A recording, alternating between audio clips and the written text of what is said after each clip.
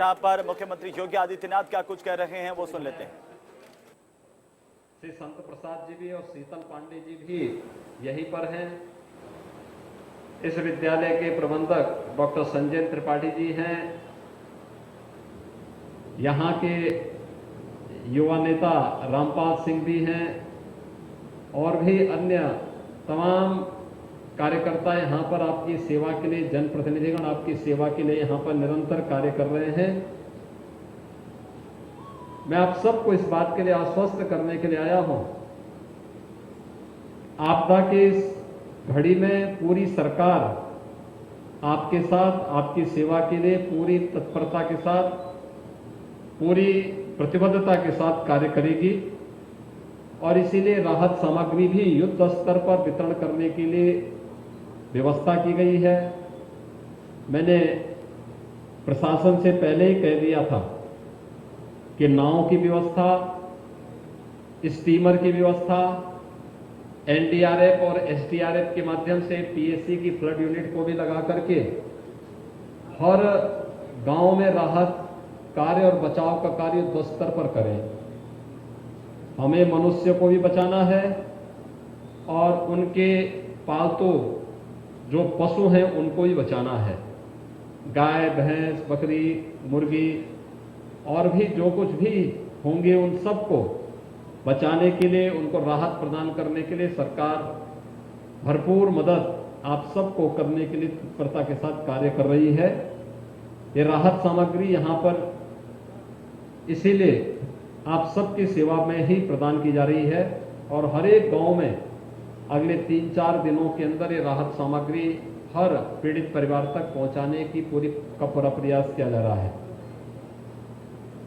सरकार ने ये भी व्यवस्था की है कि बचाव और राहत के साथ ही इस समय पानी का जो संकट है, बरसाती पानी पीने से डायरिया हो सकता है और भी तमाम प्रकार की अन्य बीमारियां हो सकती हैं। इसलिए क्लोरीन की टैबलेट भी हर गांव में हर परिवार को उपलब्ध करवाएं। जहां पर लोगों को डायरिया आदि की शिकायत हो या इस प्रकार की स्थिति, वहां चिकित्सीय टीम भेज करके लोगों को तत्काल राहत दें और साथ साथ यह भी सुनिश्चित करें कि उन क्षेत्रों में किसी को भी कोई समस्या न हो। वायरस के पैकेट भी लोगों को उपलब्ध करवा करके उससे कहीं कोई समस्या होती है तो व्यापक जागरूकता के माध्यम से लोगों को बताना कि पानी गर्म करके ही छान करके तब पिए, बरसाती पानी पीने से नुकसान हो सकता है।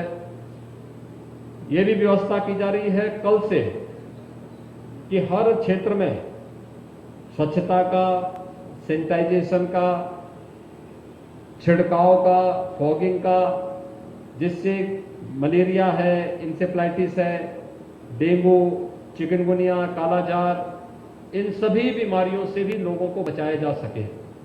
एक विशेष अभियान 1 सप्ताह का ये चलेगा जिसमें सभी जनप्रतिनिधि, सभी अधिकारी, लखनऊ से भी हमने वरिष्ठ अधिकारी भेजे हुए, हर जनपद में भेजे हैं, जो आकर के यहां पर इन सभी कार्यों के साथ जुड़ करके जनता के साथ मिल करके न केवल कोरोना महामारी के खिलाफ बल्कि बाढ़ के बाद होने वाली किसी भी संभावित बीमारी से रोकथाम करने में योगदान देंगे।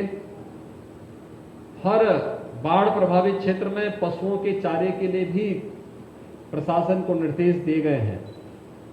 साथ साथ अगर बाढ़ से जनहानि होती है तो 4 लाख रुपए पीड़ित परिवार को तत्काल उपलब्ध करवाने, किसी का मकान क्षतिग्रस्त होता है तो उसे 95,000 रुपए की राशि तत्काल उपलब्ध करवाने, नदी की धारा में अगर किसी का पक्का मकान चला गया तो उसे मुख्यमंत्री आवास योजना के अंतर्गत आवास उपलब्ध करवाने, पशुधन की हानि पर भी, भैंस है, गाय है, बकरी, मुर्गी, इन सब के मरने पर भी या बाढ़ की चपेट या आपदा की चपेट में आने पर उन्हें भी आर्थिक सहायता तत्काल उपलब्ध करवाने के निर्देश दे दिए गए हैं। और ये भी प्रशासन को कहा गया है कि अगर किसी किसान की या बटाईदार की आपदा के कारण मौत होती है किसी जंगली जानवर के सांप के काटने से, किसी जंगली जानवर के काटने से दुखद मृत्यु होती है तो उस परिवार को भी 4 लाख रुपए की सहायता तत्काल उपलब्ध करवाने की व्यवस्था हो जाए। इस समय जब बाढ़ का पानी है, सांप के काटने की, बिच्छू, जंगली जानवर, आवारा कुत्तों की भी काटने की बड़ी शिकायतें होती हैं। इसके कारण लोगों को बड़ी परेशानी होती है। हर एक जगह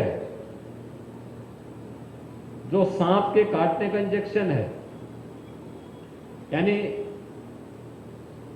एंटी स्नेक वेनम, और कुत्ते अन्य जंगली जानवरों के काटने के कारण एंटी रेबीज जो वैक्सीन है, ये भी हर एक जगह पर्याप्त मात्रा में उपलब्ध कराया गया है, जिससे किसी को भी परेशानी न हो। ये संकट का समय है, आपदा का समय है। यद्यपि पिछले 1.5 साल से पूरा देश और पूरी दुनिया पहले कोरोना महामारी का सामना कर रही थी, अब हमें बाढ़ का सामना करना पड़ रहा है, लेकिन संकट के समय पूरे धैर्य के साथ इसका मुकाबला करते हुए हम इस स्थिति से भी उभरेंगे और आप सब स्वस्थ रहें, सकुशल रहें। सरकार हर एक प्रकार से आपकी मदद करने के लिए पूरी तत्परता के साथ कार्य कर रही है और आज इसी की समीक्षा करने के लिए, निरीक्षण करने के लिए मैं विशेष रूप से आपके बीच आया हूं। आप सबके लिए मेरी शुभकामनाएं हैं। हम लोगों ने गोरखपुर जनपद के 304 गांव इस बाढ़ की चपेट में आए हैं, जिसमें 405 नाव और 50 स्टीमर अब तक हम लोगों ने बचाव और राहत कार्य के लिए लगाए हैं। जगह जगह बाढ़ चौकी स्थापित की गई हैं। कंट्रोल रूम के माध्यम से प्रत्येक से संवाद बना करके राहत और बचाव कार्य को युद्ध स्तर पर आगे बढ़ाया जा रहा है। हम लोग बहुत शीघ्र बाढ़ की इस स्थिति पर भी नियंत्रण स्थापित करेंगे और प्रत्येक व्यक्ति तक राहत सामग्री भी उपलब्ध कराएंगे। मुझे यही आप सबसे कहना था। बहुत बहुत धन्यवाद।